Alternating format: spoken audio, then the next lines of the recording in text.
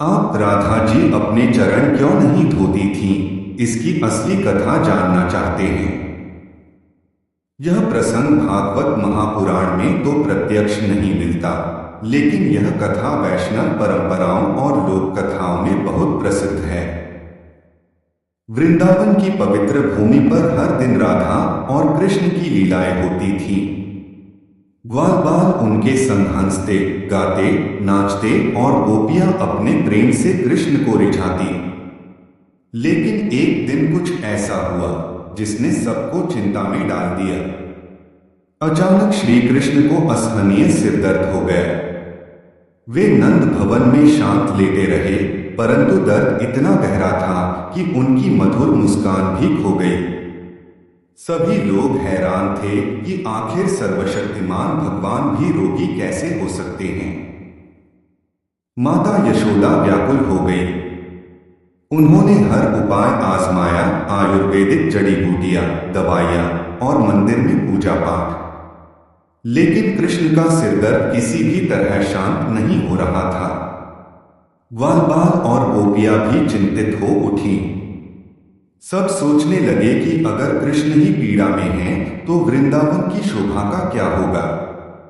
जैसे सूरज बिना रोशनी के, वैसे ही वृंदावन कृष्ण की हंसी के बिना अधूरा है। नंद बाबा ने पंडितों और वैद्यों को बुलाया। सबने तरह तरह के इलाज बताए, परंतु कोई भी असरदार साबित नहीं हुआ। समय बीतता गया और कृष्ण का दर्द और भी बढ़ता गया। तभी वहां नारद मुनि पहुंचे। वे सदा भगवान की लीलाओं के साक्षी रहे हैं और भक्तों की परीक्षा लेने में माहिर हैं। उन्होंने देखा कि वृंदावन में हाहाकार मचा है और कृष्ण शैया पर पड़े हैं। नारद जी ने सबकी व्याकुलता दूर करने के लिए कहा, इस रोग का उपाय बहुत सरल है, किंतु उसे समझना कठिन है। सब लोग आश्चर्यचकित होकर नारद की ओर देखने लगे। सबने विनती की, मुनिवर, कृपा करके बताइए। भगवान को कष्ट सहते देखना असहनीय है। चाहे जो करना पड़े, हम उपाय अपनाएंगे। नारद जी ने गंभीर स्वर में कहा, कृष्ण का सिरदर्द तभी मिटेगा जब किसी सच्चे भक्त की चरण धूल उनके मस्तक पर रखी जाएगी। यह सुनकर सभा में सन्नाटा छा गया। सभी भक्त एक दूसरे की ओर देखने लगे। किसी को समझ नहीं आ रहा था कि भगवान को चरण धूल देना कैसे संभव है। सबको डर था कि कहीं यह अपराध न हो जाए। एक वैद्य ने कहा, भगवान को चरणरज देना तो उनके अपमान के समान है। इससे तो हम सीधा पाप के भागी होंगे। यह सुनते ही बाकी भक्त भी सहम गए।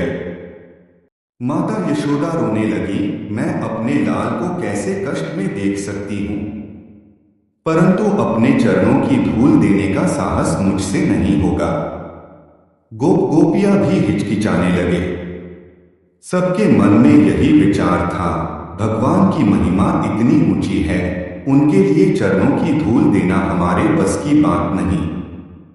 इस प्रकार समय बीतता जा रहा था और श्री कृष्ण का सिरदर्द बढ़ता ही जा रहा था। उनका चेहरा पीड़ा से लाल हो गया और उनकी आंखों की चमक भी मंद पड़ गई। नारद जी ने सबको समझाया, सच्चा भक्त वही है जो भगवान के सुख के लिए अपने नरक जाने की भी परवाह न करे। क्या यहाँ कोई ऐसा भक्त नहीं है? परंतु वहां खड़े लोग चुपचाप सिर झुका लेते। कोई भी आगे बढ़कर अपनी चरण धूल देने को तैयार नहीं हुआ। नारद जी को समझ आ गया कि यहां से उन्हें कोई उपाय नहीं मिलेगा। तब वे सीधे बरसाना की ओर चल पड़े, जहां राधा रानी और उनकी सखियां रहती थीं। बरसाना में नारद जी ने राधा रानी को सारी स्थिति बताई। उन्होंने कहा, कृष्ण का सिरदर्द आपकी चरण धूल से ही मिट सकता है। राधा रानी ने यह सुनते ही तनिक भी देर नहीं की। उनकी आंखों में चिंता आ गई और वे तुरंत बोली, यदि मेरे चरणों की धूल से श्याम का कष्ट दूर हो सकता है तो मैं तुरंत दूंगी।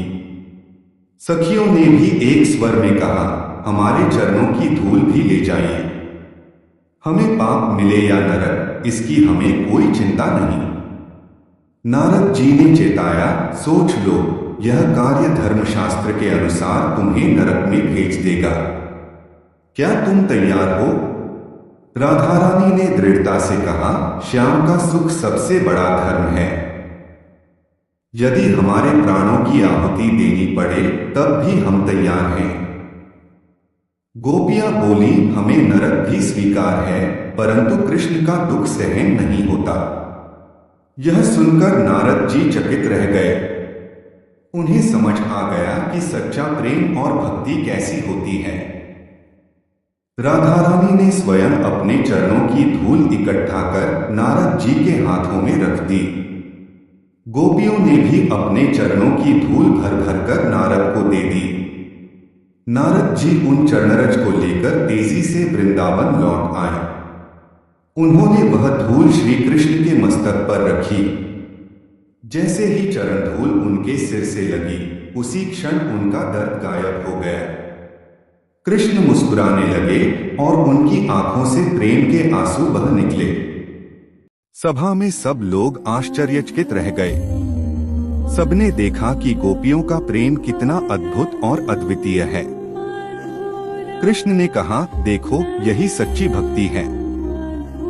जब भक्त अपने स्वार्थ की चिंता न करके केवल मेरे सुख की चिंता करता है, तब वह सर्वोच्च भक्त कहलाता है।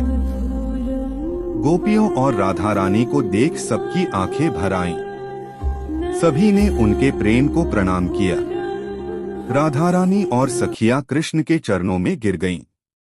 कृष्ण ने उन्हें उठाया और अपने हृदय से लगाया। कृष्ण ने कहा, तुम्हारे प्रेम को मैं कभी चुका नहीं सकता। तुम्हारी चरण धूल ही मेरे लिए अमृत है।